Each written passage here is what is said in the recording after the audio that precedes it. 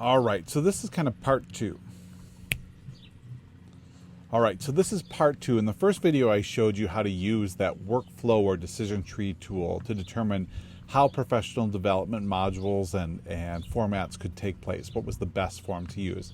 I'm going to now show you kind of the X's and O's of our particular All Admin Virtual Learning course, what we've done with you over the last 5 weeks, so that you can start to see the mindset and how that tool might be used. So you can see at the very top of this list here, I've color-coded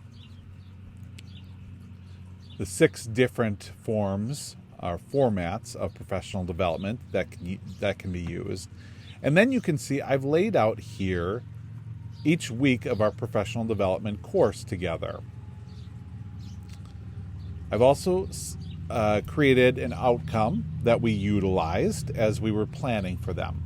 So here's how we determined what we would do with you each week as we were moving forward and deciding what was the best form to take with you as we began and planned for each week. So we'll use week 1, part 1 as our example.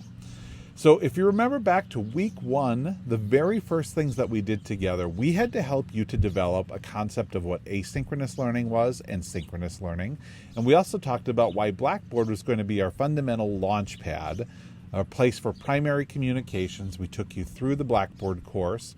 And our goal or our outcome was to increase the knowledge of content or subject matter. So if you think about what we were trying to do, and we think about the format that we outline here, we were trying to increase knowledge. There really are 2 things that we could have done with you.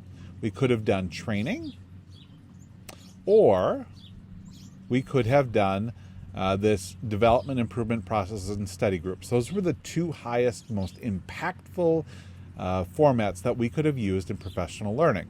So we determined at that point, being we were just getting started and you were all very new to it, that we were going to use a training format there, which was a high impact, high efficiency format. So you can see here that, that line kind of draws into that. Now week 1, part 2, the second thing we wanted to share with you was that we are going to start developing an online community. And that's something that's fairly new to us. So we were talking about strategies and values of building community when you're working virtually. And we wanted you to do some observation of how others were building community.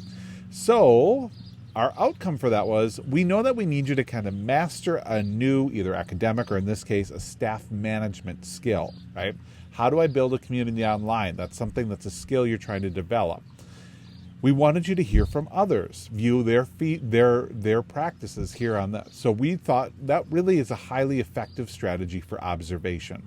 So we put into our course an asynchronous set of resources, and I'm going to hop in there now, in which you heard live, if you were with us synchronously, you heard live from one of your colleagues sharing their story. But then you also had some people online that were also working on this. And we heard live from Brandy, but we also have a video you can come back to. We have Angie Jura sharing what they do in eAchieve. So you were learning from somebody else, hearing another person's experience, and then you could either give feedback or whatever you needed to do. We asked for some feedback in our course as well around this.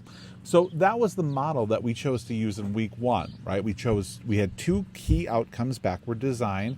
Then we picked the best formats for professional learning based upon that chart that I've shared with you. So you can see that we were pretty consistent in week 2 and week 3. We had a lot of training to do, and so it might have felt a little bit heavy, like while we were doing was hearing about this. We're getting to week 4 this week, and if we think about what our outcome is, we want you to acquire some leadership skills around virtual learning. We also want you to work as a team to solve a key problem. We identify from the feedback you gave us that identifying tools and strategies for virtual learning, what tools should I use, what strategy should I use instructionally, is going to be a challenge for you. And we could train you around that, but that's not really the most effective model. The most effective models to use for that are developing improvement processes or study groups.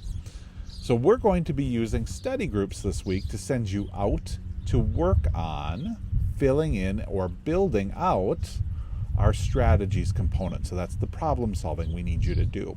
And we really are using what we thought was the most effective, or the highest, most effective strategy for our particular desired outcome right here Okay, development, improvement process, and study groups, and that's how we selected that. You'll note one more quick example from next week. Next week, going down to week 5, we're going to be focusing in on Blackboard. Blackboard's actually, we have a couple of key goals that we couldn't really decide specifically one goal for everybody. Some of you are new to Blackboard. You need to learn how to basically do the basic mastery of a simple, specific text skill. How do I build in Blackboard? That is training. Some of you already know how to build in Blackboard, but your real challenge is how do I structure my Blackboard course for my building to best meet the needs of my particular staff and what we're trying to do with it. If we think about that outcome, which is problem-solving outcome, the best thing we can do for you there is develop an improvement process or solution to a problem that's working collaboratively in small groups. So a group of you will be there. And then finally, some of you just need to work on implementation of a new procedure. How do I build this thing? I've got to get it up and running. So you're going to be working on an independent or individually guided set of activities based on your needs as far as getting just a little bit more time and getting some feedback specific to that. So in this particular week, week 5, we had to pick 3 different models to support our learners, professional development formats to support each of the learners that are coming so that each of you get what you need.